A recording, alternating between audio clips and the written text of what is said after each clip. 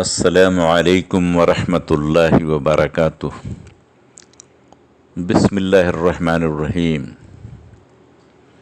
معزز سامعین کرام، ایک سوال یہ ہے کہ نماز میں کھانسنے کھکھارنے کی وجہ سے نماز کی صحت پر کیا اثر پڑتا ہے؟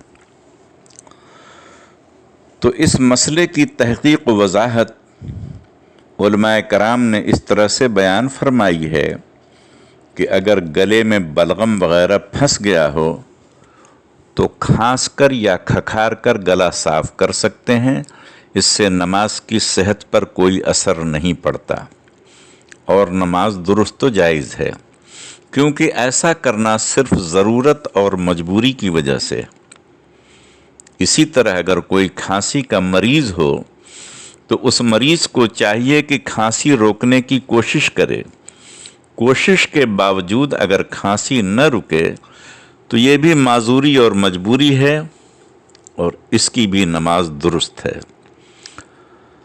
البتہ بغیر کسی ضرورت اور مجبوری کے کھانسنا اور کھکھارنا مکروہ ہے، جس کی وجہ سے نماز میں ثواب کم ہو جاتا ہے، لیکن بلا ضرورت کھانسنے یا کھکھارنے سے منہ سے نکلنے والی آواز میں اگر حروف پیدا ہو جائے، جیسے آخ، اہ، آہ، اوہ، تو اس سے نماز فاسد ہو جائے گی اور اس نماز کا لوٹانا ضروری ہوگا۔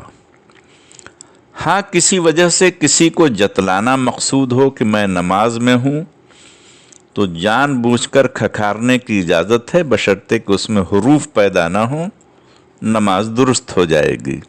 واللہ عالم۔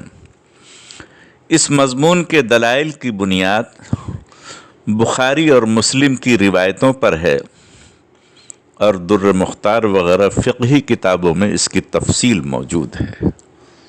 اللہ سبحانہ و تعالی ہم سب کو مسائل کو جان کر نماز پڑھنے کی توفیق عطا فرمائے اور ہماری ٹوٹی پھوٹی نمازوں کو اللہ سبحانہ و تعالی اپنے فضل و کرم سے قبول فرمائے۔ آمین یا رب العالمین۔